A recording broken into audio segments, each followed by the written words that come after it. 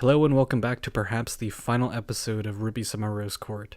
To recap where we left off last time, we and Dearest Penny shared the most beautiful confession I've ever read, and it was, up until this moment, it was my favorite part of the game, just hands down. And of course I'm super biased because I love everything about this ship, and everything about that scene exceeded my expectations, and it was just done so very well. But unfortunately, that is not the end of the game, so let's dive right back in.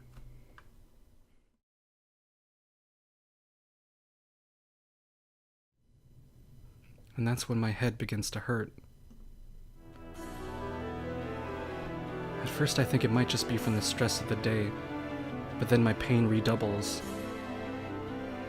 Oh no, is this gonna be like a secret attack on the ball? There's a responding tremor in the earth. Uh-oh. I pause, waiting to feel it again. This time the boom resonates through the whole castle, rattling me to my core. That can't be good. I have to get Glinda and Ozpin. I start to run, skidding to a halt in front of the wizard. Did you hear that, Rose? Yeah, I did. What the hell is happening out there? Appearing at my side, the Kata warrior looks from me to Glinda with concern. Outside, I hear the bells ringing, light swarms through the castle, anti-Grimm runes appearing on every stone. Looks like we were right. Who was right? I give him a weak smile. Sorry, son. This is the biggest gathering of all the important people in this plane. There was no way the Grimm wouldn't attack tonight. We have extra guards stationed where you ordered, Your Majesty. They're ready. Sun's tail stands out straight in shock. You used us as bait? No, we were just anticipating a probable outcome. Sun doesn't look too convinced, and I can't blame him. I hoped this wouldn't happen, but it would have been foolish not to prepare for the worst. I guess. I mean, it's not like I'm not in danger here as well. Another shudder rolls through the air. With a gasp, I look straight up. Another portal has opened in the air above the dance floor. Thankfully, this one doesn't seem to be drawing its power from me. Luna Fracta must have realized that tactic doesn't work. A wriggling mass of darkness drips from the opening in the air, falling as a solid pack of writhing Grimm. But no sooner do they land than they turn to dust. The runes burn brighter than ever, a white gold washing them away in a puff of black mist. Everyone, stay calm. We're safe in here. It's nothing but panic and confusion in the throne room, but I can't help but feel smug. Your move, Luna. We're getting stronger every day. Ever since the last invasion and our deal with the Xiaolong tribes, the wizards have worked to funnel some sort of the ley lines. Ever since the last invasion and our deal with the Xiaolong tribes, the wizards have worked to funnel some of the ley lines' power into their runes. From across the room, I spot Penny lingering near the other guests, trying to keep them calm. I approach at a jog, shouting, "Hey, come with me. Let's go make sure the rest of the city's wards are holding up as well." Except the next step I take seems to sink right into the stone. Ruby? I wobble, suddenly very dizzy. The runes glow bright, burning hot against my skin. They aren't comforting any longer. It's worse than staring into the sun. Ugh, I try again, knees buckling as I sink into the floor. The whole world reverberates. A low moaning sound fills the air. That sound. What is that sound? Like the roar of a distant waterfall. It's a groan, like the stones in my castle are waking up. It's her. This is Luna Fracta's influence. The Grimm must be... Crescent's words are drowned out by a loud buzzing, as though a swarm of bees have taken up nest in my skull. All around me I see my fellow court members collapse and fall to the floor. Every guest sinks into a puddle of robes, some of them sobbing openly. Despair clutches at my heart. What's happening? The stone floors are cool against my cheek as I curl up into a ball, clutching my head. Crescent, help! I can't.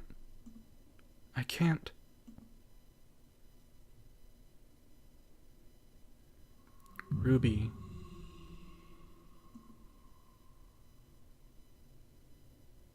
Wake up, Ruby. You can't let this take you.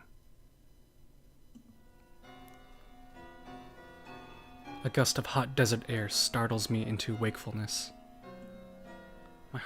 My heart is pounding. I'm sticky with sweat and blood. It clings to me black and pitch-like, stuck under my fingernails.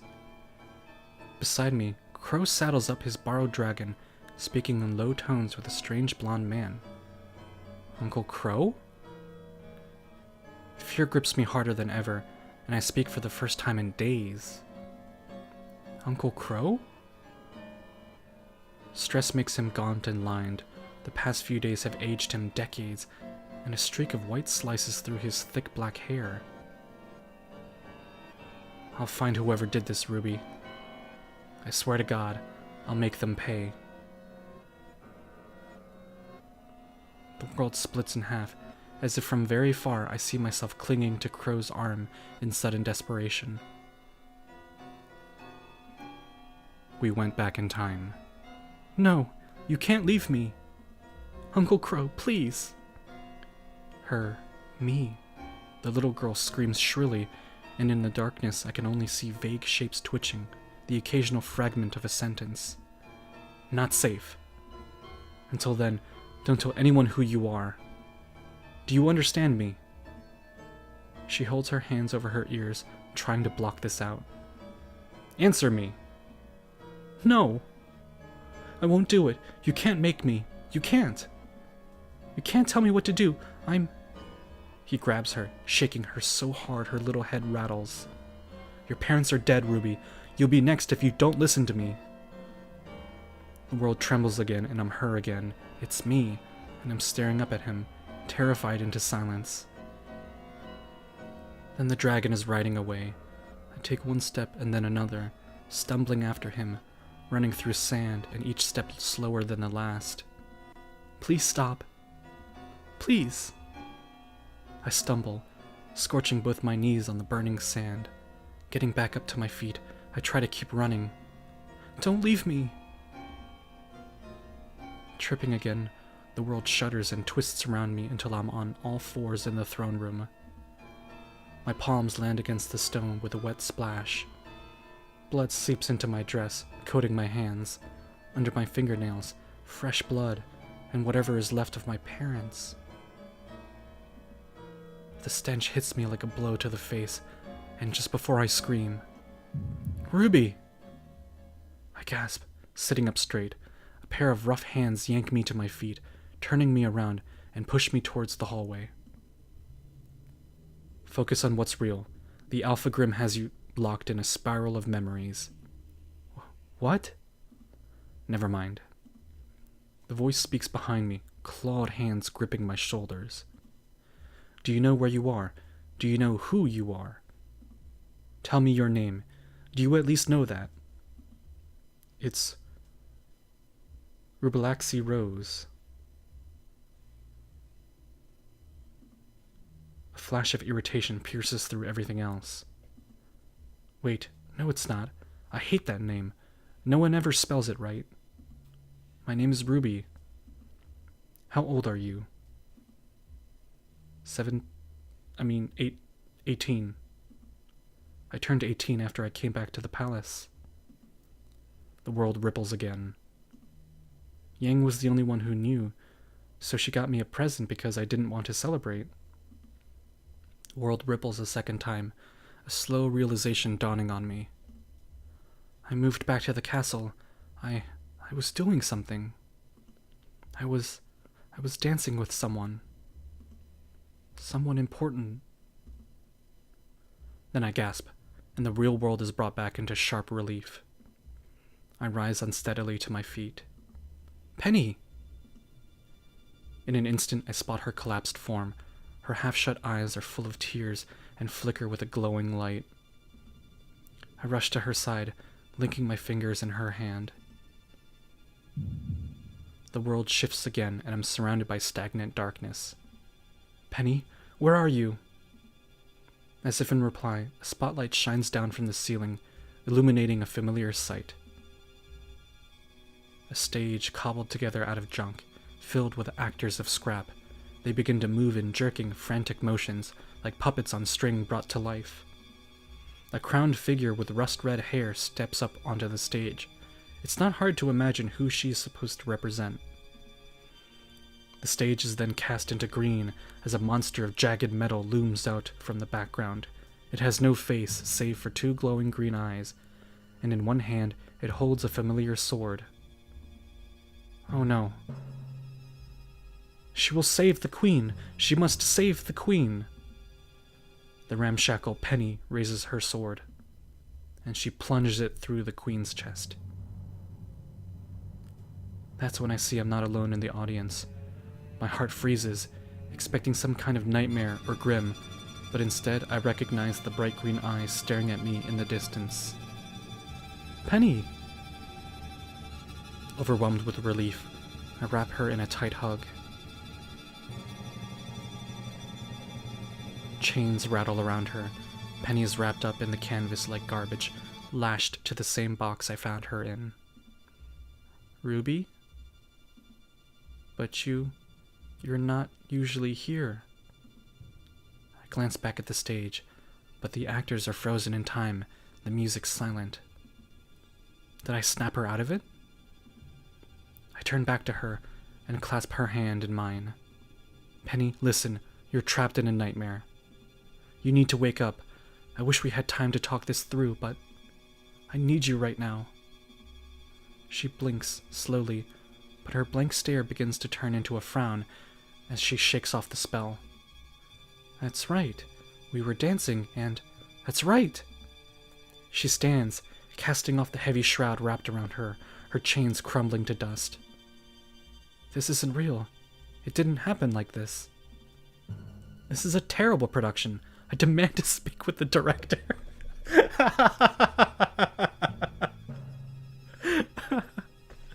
That's the Penny we all love. I love her. I love her so much. Penny, I'd love to, but we really don't have the time. Of course. Penny extends her hand towards the stage, at her monstrous counterpart. The false Penny tries to resist, but the sword in her hand tears free. The sword spins through the air and lands soundly in Penny's hand as the macabre theater collapses in on itself. In that case, I shall direct my criticism to the Grimm. An angry shout grabs my attention. Startled, I glance over to see not everyone is out of commission. Forcing myself to focus, it's easy to spot Glinda pacing in a short distance away. Is she okay? Everyone else is passed out on the floor except for her. I don't think so. She slumbers, as you did. Be wary when you rouse her. I linger close to Penny. It doesn't make more than a look to let her know that I'm afraid. Crescent says that we have to wake Glinda next, but we have to be really careful. Should only one of us go then?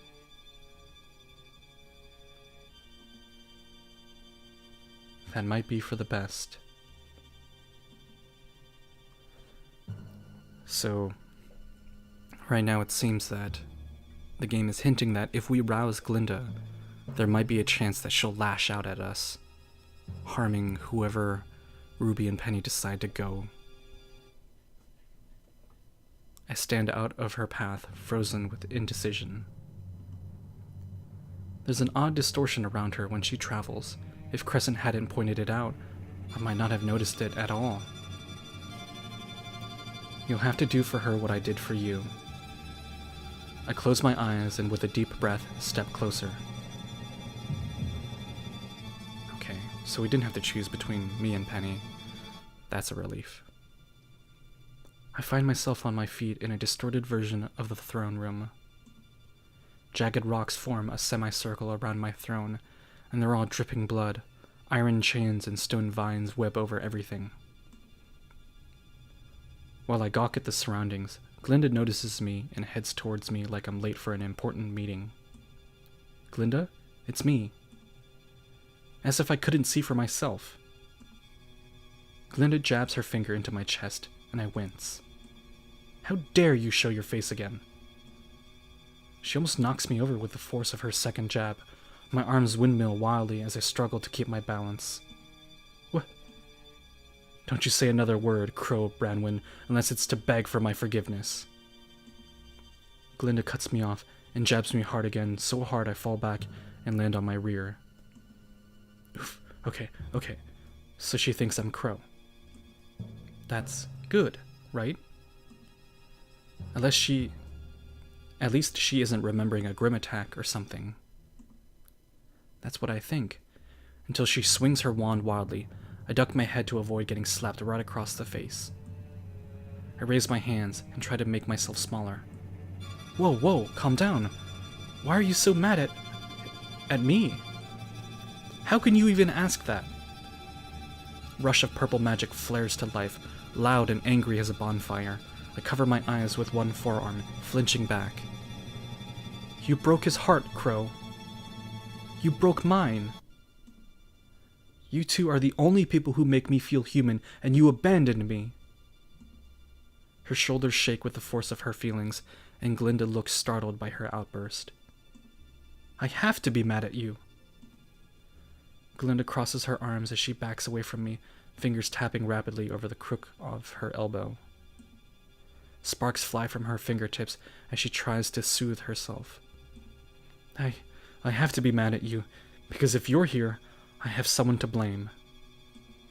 If not, then you're just gone. Her eyes dart around, seemingly looking through me as she keeps herself talking. If you're never coming back, then I can't still be angry with you. She clutches her head, sounding less and less convinced by whatever she's seeing. If I can't be angry with you, then all I have left to do is mourn. Something clears in Glinda's eyes. Tense silence stretches out between us for a moment, then she slowly sobers up.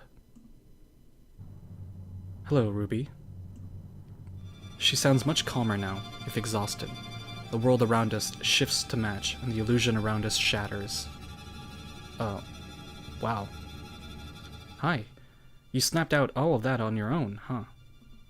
So it seems. Reaching out, Glinda helps me to my feet and dusts me off, primly fidgeting with my clothes. The trials I had to undergo in the Grimm's Teeth Mountains are similar to this. This kind of influence is hard to ignore that far north. Every new thing I learn about you just makes you more and more cool, Glinda. The corners of her lips tug up into a subtle smile. Glinda rolls her shoulders quickly before pulling out her wand, humming her magic to life. Moving right on from that, I think a light nudge should wake people up. There's no hiding Glinda's amused smile. Let's give it a test run. A tiny bolt of magic leaves Glinda's wand and lands directly on Ozpin. Ow! He twitches on the floor, before whining as he gets back to his feet. Glinda, that hurt! Is there any lasting harm? Aside from the emotional turmoil? He takes a moment to consider the question while testing his body, hands lingering over his bad leg. No, I don't believe so. Then I'll consider this experiment a success. With a controlled twirl of her wrist, a bolt of magic arcs from the tip of her wand and bounces along, everyone resting on the floor. With a controlled twirl of her wrist, a bolt of magic arcs from the tip of her wand and bounces along, everyone resting on the floor. A collective groan sounds as people pull themselves together, disoriented and groggy. There's another groaning rumble, shaking the earth and the inside of my skull. I cover my ears, hoping to block out enough magic to keep myself awake, knowing it's futile. Except that I don't fall asleep, neither does anyone else. Glinda stalks to the nearest window and looks out. I believe we have trouble, Your Majesty. I follow her to the window. A blot of glistening shadow is spread across the foot of the northern mountains. Even from this distance, it's not doing something funny to the light. Looking at that stain makes the whole world darker. Are you ready to rally the people, Ruby? No? What the hell is that thing? It appears to be a nascent portal. We must keep it from opening fully. If we fail in that, we must close it. And if we fail in that, let us hope we do not fail. I've only ever opened portals. Closing it isn't much different. It's going to involve my blood, isn't it? Unfortunately, yes. Why does everyone want my blood so much? I square my shoulders. Can't be helped. I'm ready. I nod and Glinda touches a finger to my throat and murmurs a temporary enchantment that she's used on me before. Everyone, heed the voice of your queen. My voice travels like the mountain winds, traveling to reach every ear in the city. Wake who you can and defend those who still sleep. Our victory is near. Guards, to me, we ride for the Grimm's Teeth mountain range to face this threat. Help me end this. Wait. I pause as Jean jogs up to Weiss, his face burning bright red. Before we do this. Oh no. She mumbles under her breath. Is he going to confess? I've wanted to ask this since we first met, Commander. He drops down to one knee. Will you knight me? Absolutely. Weiss recoils, then pauses as she takes a moment to digest what he actually said. So she thought, and we thought, that he was going to propose, but he actually wants to be knighted by her. Oh. Huh. Very well. I'm already in trouble for knighting Lancelin. I see no reason why I oughtn't. She muses out loud, then draws her sword and taps his shoulder in one quick motion. You've proven yourself loyal and a capable fighter. Rise, Jean Arc the Rose. Go and serve your queen with your life. Jean beams, leaping to his feet so he can hug Weiss as tightly as he can. We saddle up and ride out, everybody on alert for Creatures of Grimm. A few stand in our way on the road to the mountain, but they're easily dispatched. Too easily. Their strikes are clumsy, their flesh weak. Their armored hides part easily under our weapons, and what spills out is not blood and gore, but sticky shadows, quickly evaporating. They're so fragile now. Luna Fracta is draining them. There's almost nothing left. Are you... Penny shakes her head. She can't reach me. As loath as I am to admit it, Pendrake is mine. Penny belongs to herself, Crescent. As much as any mortal does. The portal throbs as we ride forward. The mountain seems to quiver. And at last, we arrive at its base. Okay, so this seems to be the final battle. Luna Fracta is draining all of the Grimm, so they're kind of like husks now, and she's trying to do one last thing. Something so ambitious and so dangerous that she's weakening the Grimm, her foot soldiers. The crack in the earth trembles as we approach it. Stone grinds against stone, huge chunks crumbling from the summit to crash down below. Are you ready? I have to be. Let's go. Flanking either side of me, Ozpin and Glinda escort me closer. I motion for everyone else to hang back. The portal looms above us. When I look up, I see something on the other side, all corded muscle and shining scales. Then a single burning eye, bigger than my entire castle. It looks directly at me, so bright it casts a hellish red glow over everyone gathered at the portal. If it dares come through, we'll cut it down. Feeling that boundless arrogance in me makes me ride closer, even as every instinct screams to run away. Ozpin. Dismounting, I hold out both hands for Ozpin to begin the ritual. Glinda stands next to me, clutching a long stone knife. She takes me by the wrist, her thumb rubbing over my palm once as if in sympathy before slicing it open. I twitch, but don't pull away, shaking as Ozpin unravels a length of white, bespelled yarn.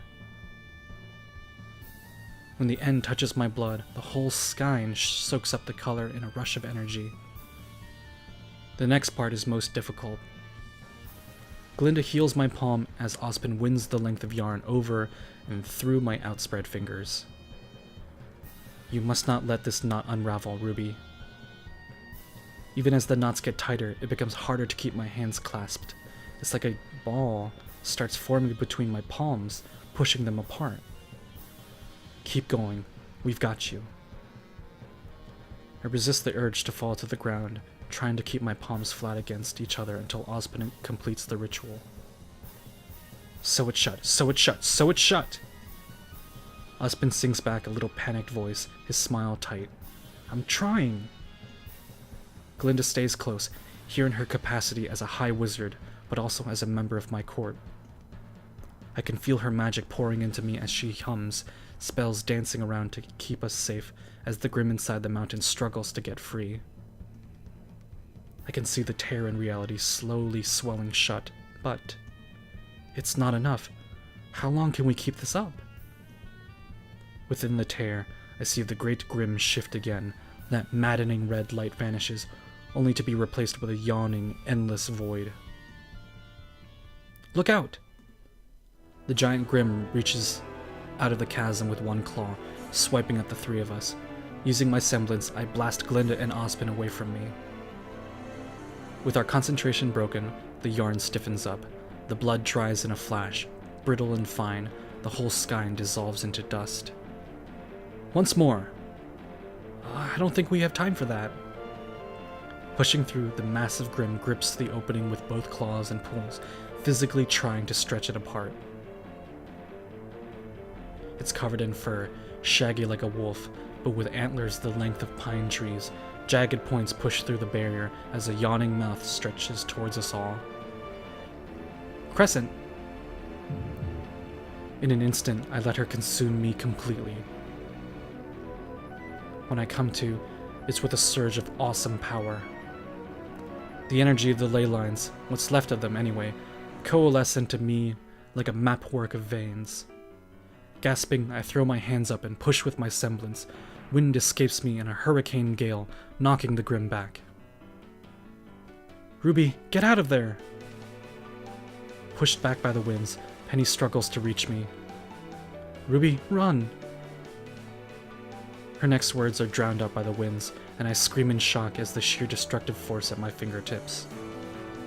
I feel something hefty on my shoulder, like a massive paw gripping me in support.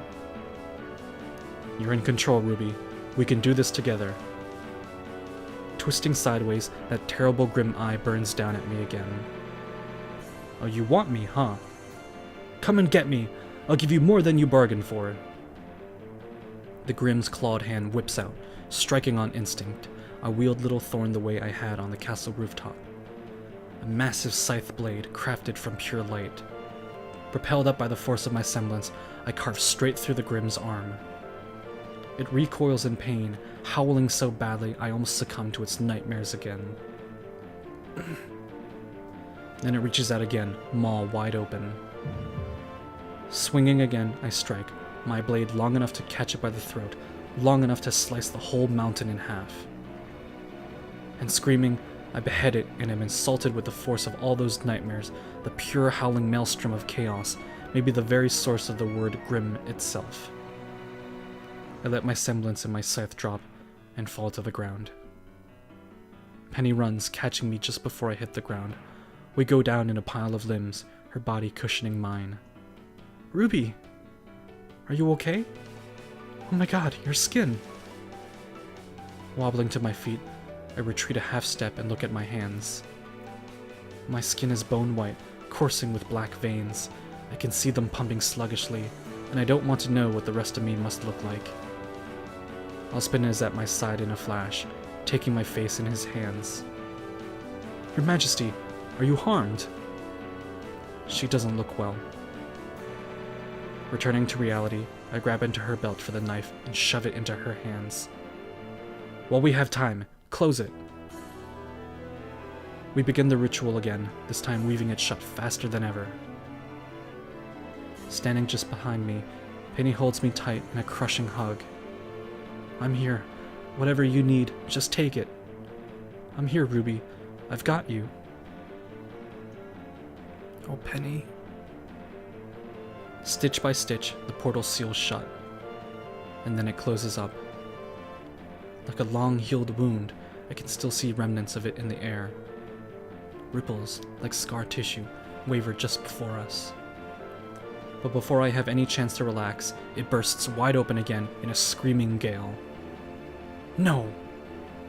Covering my ears against the nightmares, I glance up through my tears, and I see him. Crow Branwen. Ruby! My uncle reaches out to me, covered in stone vines and thick white webs. Close it, Rose. Don't let them trick you. Another nightmare?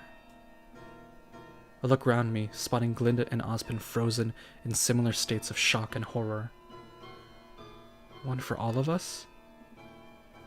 Crow hardly looks like himself.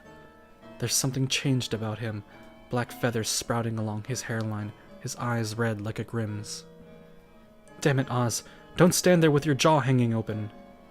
Close it before she kills you all. Crow. He says it hoarsely, reaching out to the shredded portal.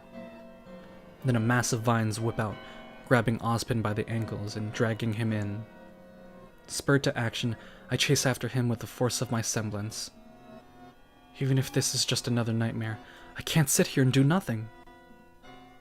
I land on top of him, tussling and struggling with the vines that try to snarl us both in. A flash of magic from Glinda helps. Stunned, the vines lie slack as I free my court member and shove him aside. Then the vines grab me. Ruby! She reaches out to me, and her outstretched hand is the last thing I see before the portal snaps shut with me inside the darkness. Let us take it.